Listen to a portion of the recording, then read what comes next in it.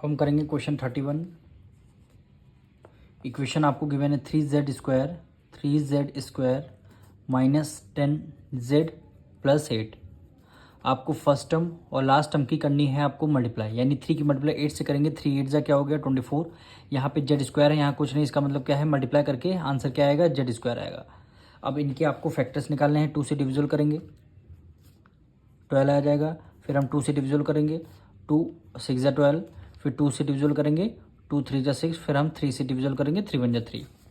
अब इनके ऐसे हमें 2 फैक्टर्स आपको निकालने हैं कि प्लस करने पर क्या आना चाहिए, -10z आना चाहिए, -10z आना चाहिए प्लस करने पर। वो भी क्या, इन्हीं दोनों फैक्टर्स की जब आप मल्टीप्लाई करेंगे तो मल्टीप्लाई करने पर क्या आना चाहिए 24z², यानी 24z² ये आना चाहिए। अब इन्हीं दो फैक्टर्स में कोई फैक्टर्स आपको अरेंज करने हैं। जैसे देखिए 2 2 जा क्या हो जाएगा 4 हो जाएगा, और 3 2 जा क्या हो जाएगा 6 हो जाएगा। तो हमने यहाँ पे लिख लिया 4 और यहाँ पे लिख लिया 6, यानी 10।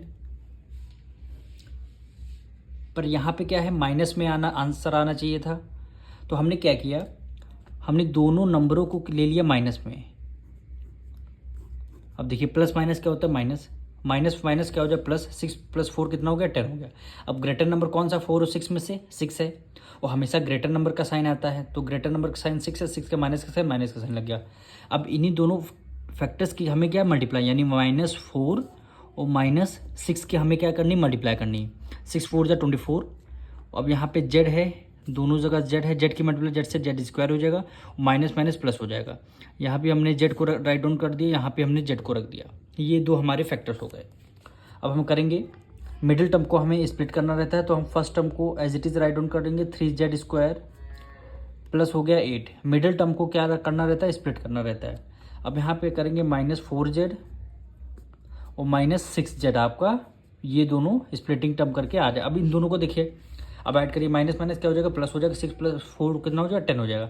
अब ग्रेटर नंबर 6 6 माइनस का साइन लग गया, 6 4 जा 24, z की मल्टीप्लाई z से करेंगे z² हो जाएगा। अब आपको first term then last 2 term को लेना है, आपको कॉमन फर्स्ट टर्म से 2 टर्म से कॉमन लेना है। यहाँ पे 3 है, यहाँ पे 4 है, तो 3 4 में से कुछ कॉमन आएगा नहीं, तो आपने क्या किया यहाँ z² यानी z यहाँ 2 टाइम, यहाँ पे 1 टाइम, तो आपने क्या किया z को बाहर आपने कॉमन ले लिया।